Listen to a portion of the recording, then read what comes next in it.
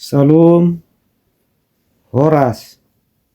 Semoga kita semua dalam keadaan sehat dan selamat beraktivitas. Saudara yang terkasih di dalam nama Tuhan Yesus Kristus, selamat bertemu kembali pada hari ini 13 Juli 2026 dalam renungan harian atau pengajaran firman Tuhan sesuai dengan yang telah diaturkan di Almanak KBP. Sebelum kita membacanya, terlebih dahulu kita berdoa. Bapa di sorga, Bapa yang maha baik, terima kasih atas penyertaan-Mu kepada kami sampai hari ini. Kasih setia dan berkat-Mu ya Tuhan, yang kami harapkan dalam setiap hidup kami. Di dalam nama Yesus Kristus kami berdoa dan mengucap syukur. Amin. Saudaraku, firman Tuhan yang menjadi renungan atau pengajaran buat kita hari ini tertulis di Yakobus 3 ayat yang ke-17. Begini firman Tuhan. Tetapi hikmat yang dari atas adalah pertama-tama murni, selanjutnya pendamai, peramah, penurut, penuh belas kasihan, dan buah-buah yang baik, tidak memihak dan tidak munafik. Demikian firman Tuhan. Saudara yang terkasih di dalam nama Yesus Kristus, surat Yakobus ini yang dituliskan untuk semua orang percaya kepada Tuhan Yesus Kristus merupakan pesan yang termasuk mudah dipahami atau termasuk mudah dimengerti, karena bahasa dan pengajarannya menyangkut tentang kehidupan orang-orang percaya, terutama tentang kemiskinan, kelakuan yang baik, iman dan perbuatan, dan sebagainya.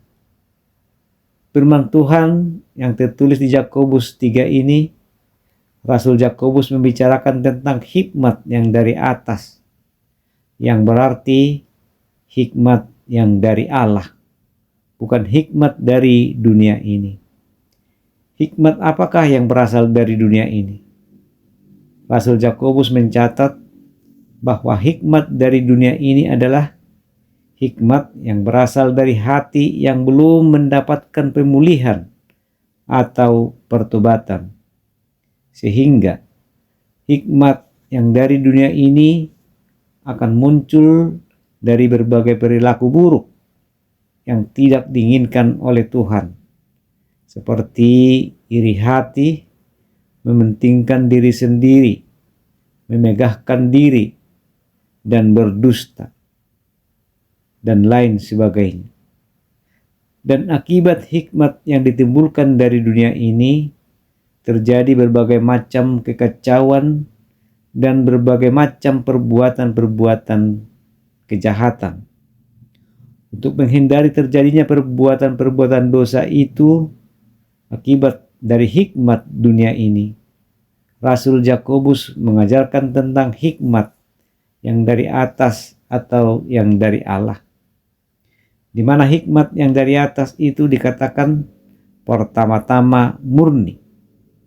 Murni berarti belum bercampur atau belum terkontaminasi dengan hal-hal buruk, belum tercampur dengan pengajaran-pengajaran sesat atau pengajaran-pengajaran yang tidak baik, sehingga pengajaran yang disampaikan Rasul Yakobus ini benar-benar murni dari atas atau dari Allah.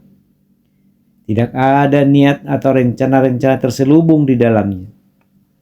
Dari hasil hikmat yang berasal dari atas yang murni ini akan menghasilkan anak-anak Tuhan sebagai pendamai, di mana tidak terdapat perbuatan-perbuatan jahat lagi.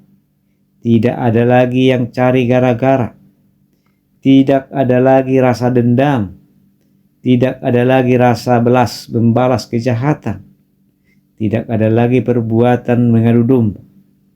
Tetapi yang timbul adalah yang daripada anak-anak Tuhan, yaitu buah-buah roh dan tidak memihak. Dia netral.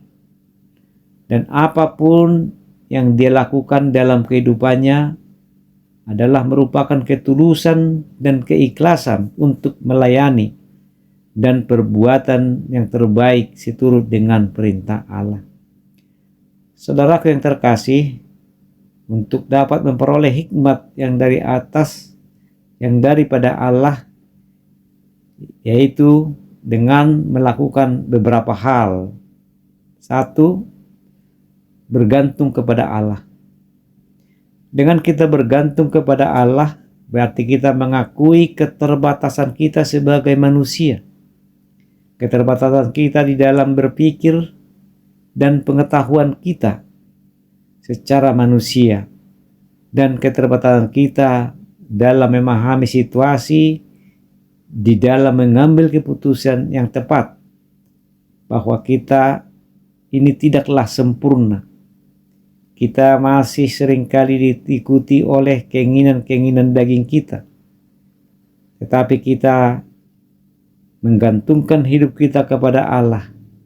Berarti kita mempercayai Allah sepenuhnya yang memimpin hidup kita. Yang kedua, mengenal jalan Tuhan. Pengenalan yang benar akan jalan Tuhan kita dapat memperoleh melalui hubungan pribadi bersama Tuhan dengan mendengarkan serta memahami firman-Nya dan menjalankannya di dalam kehidupan kita. Kita akan mengetahui akan Allah yang sesungguhnya dan kebenaran-kebenaran di dalam firman Tuhan atas kehidupan kita. Dan yang ketiga, untuk pengenalan hikmat Allah yang dari atas adalah dengan mengikuti kehendak-Nya.